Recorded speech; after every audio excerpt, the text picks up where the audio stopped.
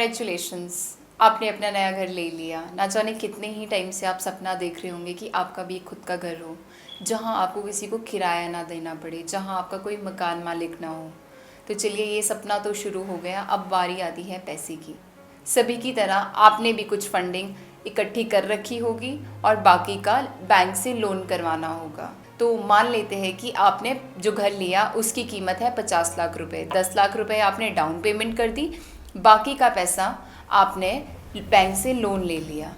आपने उसका interest rate तो कैलकुलेट कर ही लिया होगा कि मान लेते हैं आपने 40 लाख का लोन लिया और अगले 20 साल में आप उसको लौटाने वाले हो 8% के इंटरेस्ट रेट के साथ। तो आपने लगभग डबल आपको वो बैंक को वापस देना पड़ेगा। तो इस वीडियो में हम बात करने वाले हैं कि आप कैसे अपने ब्याज को या अपने लोन को इंटरेस्ट फ्री कर सकते हैं।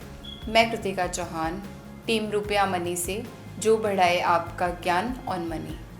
तो हम बात कर रहे थे कि कैसे पॉसिबल है कि आप लोन भी ले लें और आपको इंटरेस्ट भी ना देना पड़े।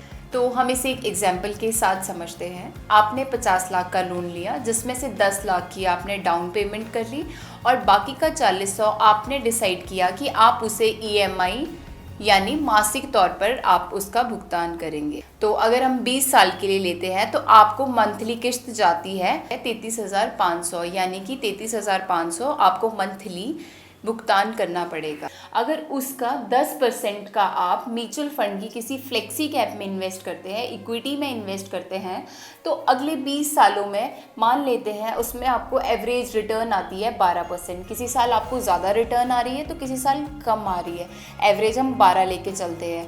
तो इसमें आपने दिया तकरीबन 9.5 लाख रुपए आपने इन्वेस्ट किया और जो आपको मार्केट ने बना के दिया वो है 35 लाख रुपए। तो आपकी जो ग्रोथ है 26 लाख रुपए आपकी ग्रोथ है।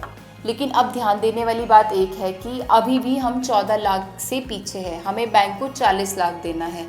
तो इसको एग्जाम्पल को आगे बढ़ाते हुए इसमें एक और आसान तरीका है कि जो आप 10% अपनी EMI का SIP में इन्वेस्ट कर रहे हैं, उसको अगर आप ईयरली 5% से इंक्रीज करते हैं तो प्रॉब्लम सॉल्व हो जाएगी। आपने 20 सालों तक अपनी SIP लगातार चला के रखी, तो अगर आप 5% से अपनी SIP को इंक्रीज करते हैं तो आप देखेंगे कि अगले 20 सालों के बाद आपके पास 63 लाख रुपए की राशि इकट्ठा हो जाती है, जिसमें से कि आपने 18 लाख इन्वेस्ट किया था, बाकी का 45 लाख आपकी ग्रोथ थी। आप ये चीज़ ध्यान से देखिए कि अगर आप ये फॉर्मूला अपनाते हो तो इससे आपका लोन भी चुकता हो जाता है और आपके पास एक अच्छी राशि खड़ी भी हो जाती है, आपके पास एक अच्छा अमाउंट इकट्ठा भी हो जाता है। तो आई होप आपको मेरा ये फॉर्मूला, मेरी ये कैलकुलेशन अच्छी लगी होगी।